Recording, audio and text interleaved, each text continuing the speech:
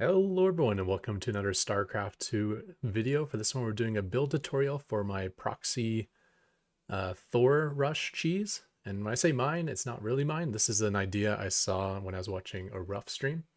I was never able to find the VOD again, but the idea stuck with me because I thought it was just super brilliant. This video is called Proxy Thor Rush, but really what it is it's an armory rush. And it takes advantage of two key aspects that the armory brings you. And it's really cool. Like, it's beautiful the way these two aspects actually complement each other. So yeah, let's just get right into it.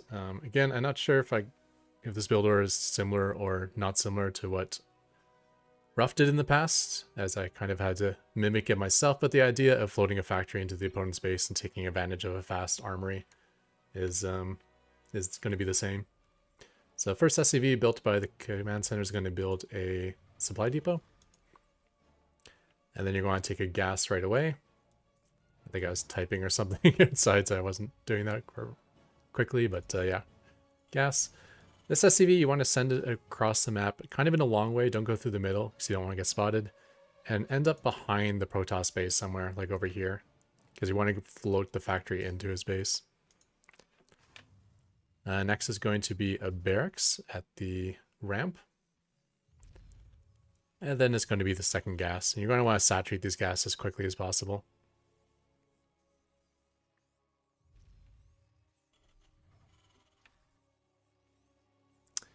At this point, if you haven't been scouted yet, I would consider putting a depot at the ramp if it creates a wall off.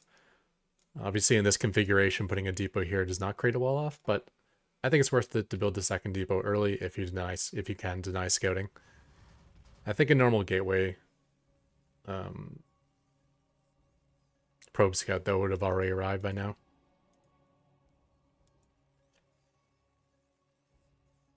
Populating this gas right away. The one skill you need to have with this build, obviously it's not micro intensive, you don't need to do tough macro stuff, but the one thing you definitely want is to have perfect timing. So you kind of want to be concentrating and not screw up these at all. Because if you're 1 or 2 seconds late on a bunch of different things, it just slows down the entire build. And a lot of the power of this build comes with the timing of the attack. As soon as this barracks finishes, you want to build a factory over here. Once again, build it somewhere where it's against 2 pieces of terrain. Like this is against this and the mineral patch. That way, if I build the factory here, it's creating this big wall. And that way, I can dance this SCV from side to side if a probe comes and tries to harass. Then you build a reactor at home. And then an orbital. And then finally, this second depot. I kind of misordered that a little bit. I probably should have had the orbital going. But not the end of the world. Maybe I wanted to wall out this probe for some reason. Oh, I think I did, because this probe never actually looked at my gas. So I feel it's important to keep denying a scout.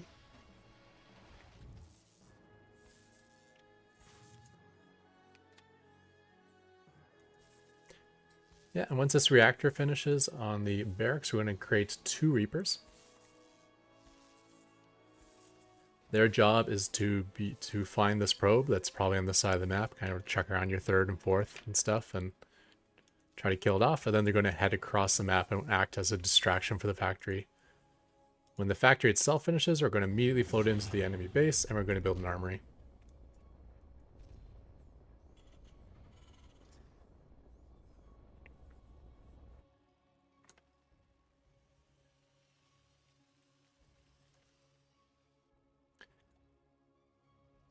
As soon as this factory is landed, you're going to want to build a widow mine. Do keep in mind like where his gas geysers are and where the Reaper wall could be, and try to build the factory in a place where it can't be spotted by either. It's not the end of the world if he spots it. You can still win, but you may not win. So it's much better. This is a much better build if it goes unscouted. So in this case, I think it would be better to build the factory right here, leaving room for the tech lab right there. Because I think that's still out of vision range of the extractor, and then I could have been far away from this Reaper jump. So, but with that said, I got lucky and it is unspotted. Once these Reapers are done, going to send them across. You're going to send the barracks across the map, and we're going to build a factory on this. So we're going to have a reactor factory and a tech lab one.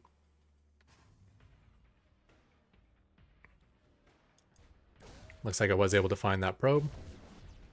And he spotted no expansion, but other than that, he doesn't know what's going on. Widowmine does go into his base. We're going to immediately build a tech lab here. If this is under attack by, say, stalkers or something, then put the Widowmine somewhere to kind of zone out the stalkers. Like here. Otherwise, if it's unspotted, just put it into his mineral line and go for as many probe kills as you can. And the nice thing about this is as soon as I'm burrowing, you can see that the armory is completing. So that's well timed. Which means this Widowmine is going to remain cloaked after it shoots. So that is the one aspect of the armory, and the other aspect is the Thor itself. One thing I forgot to mention, you do build another depot during that time. Like around after you build the tech lab or something, build another depot, because you're going to need that to start the Thor. And even with this armory finishes, you can build another depot as you have the money for it. So target a probe that's not going into the gas. That was a little unlucky because he didn't roll in time. He stacked up, and I still only got 3 kills.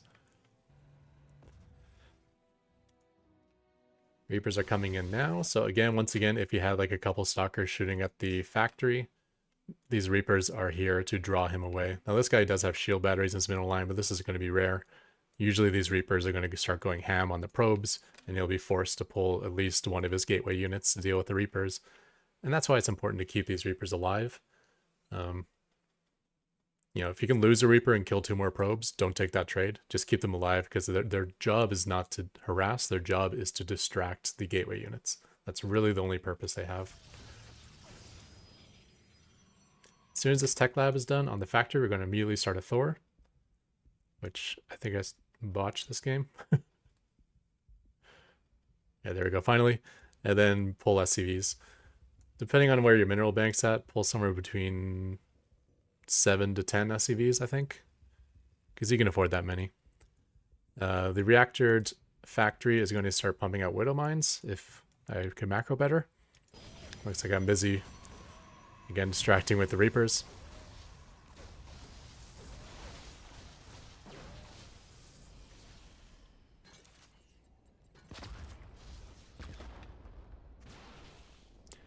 You want the SCVs to arrive around the time that Thor pops out. Usually if you build the Thor and pull the SCVs at around the same time, it times out well.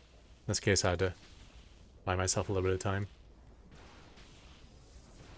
Barracks, I like to float into his base, like landed here or something, and then you got this little pocket you can put a Marine into safely. In this case, he's actually mining heavily from his natural, so I can't pull that off. But again, it's just another piece of distraction, something to spend minerals on.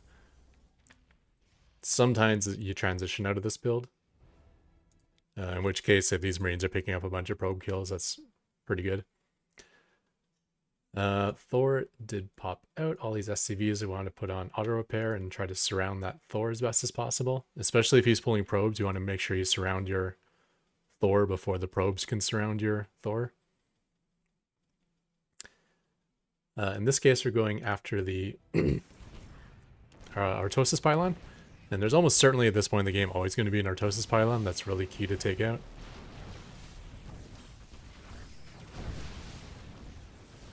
And yeah, this is going to be a one-sided victory. Even extra widow mines are arriving. And again, needs detection for these. And this probably wasn't the best replay to choose, but the genius I thought of this build is that, say he didn't open Twilight, say he opened Robotics Facility. If you have a burrowed widow mine in his mineral line, he's obviously going to start by building an observer to deal with the widow mine.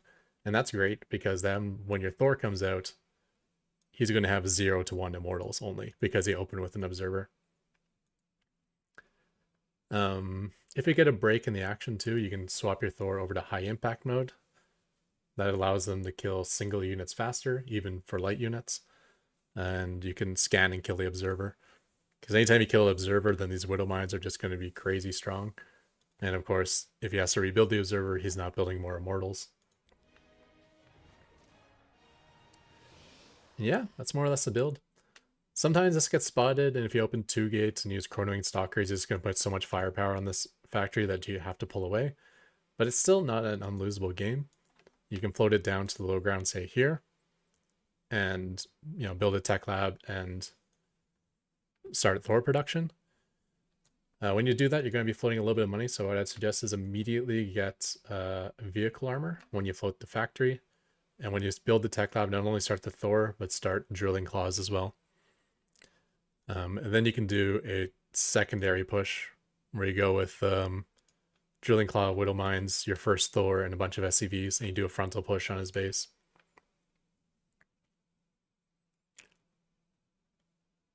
So there is a backup plan, like a secondary all-in if this does get overrun.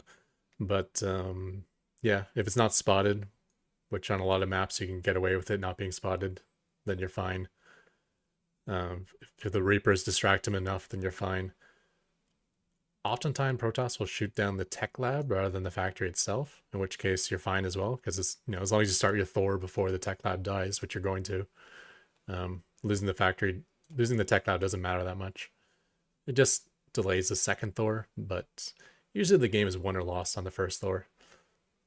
Obviously a faster second Thor is helpful, especially in very specific scenarios where it can make the difference between winning or losing. But usually by the time you make the second Thor, it's already evident like whether the game is won or lost. Do be wary about overcharge. If he overcharges, you want to move back pretty far from that range. You probably want your Thor back here somewhere if this is overcharging, because stalkers can fight here and get overcharged, and the stalkers can shoot out to here, right? So you want to get a good distance away.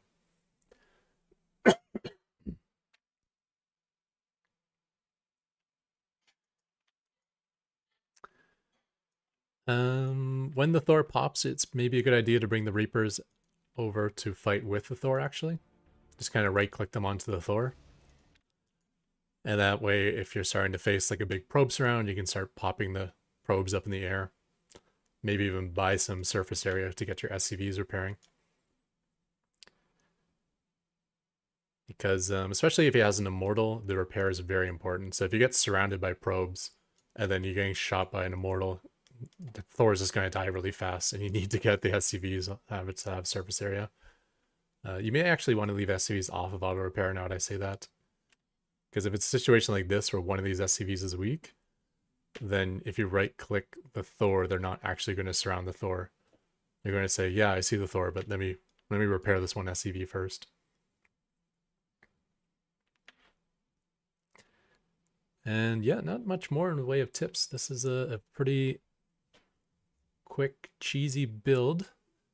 Obviously, think of maps where the gas geysers and the Reaper wall area doesn't give you full vision of the back of the base. Somewhere close to float in. Somewhere where this spot is close to landing in this spot. This map isn't the best, but there's even worse maps than this where it's really far away. So the closer the better.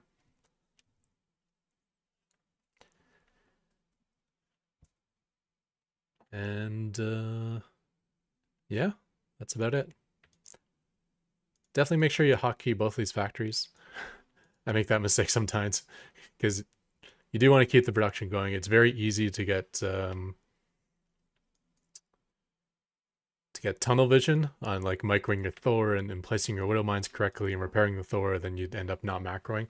So at minimum, you want to at least always be producing from these two factories. So make sure you get those hotkeyed as soon as you build this second factory. And yeah, that's everything. Don't get drilling claws or any vehicle upgrades. Non-stop Thor production and Widowmine production is actually more gas than spends more gas than you're bringing in. So unless you lose a factory or get heavily supply blocked or something, I wouldn't even consider getting any of the upgrades. The fact that you have the armory alone already gives you the best thing for the Widowmine, which is the constant cloaking effect. And yeah, that's everything. Thank you everyone for tuning in. Hope you enjoy the build, and I'm out of here. Goodbye.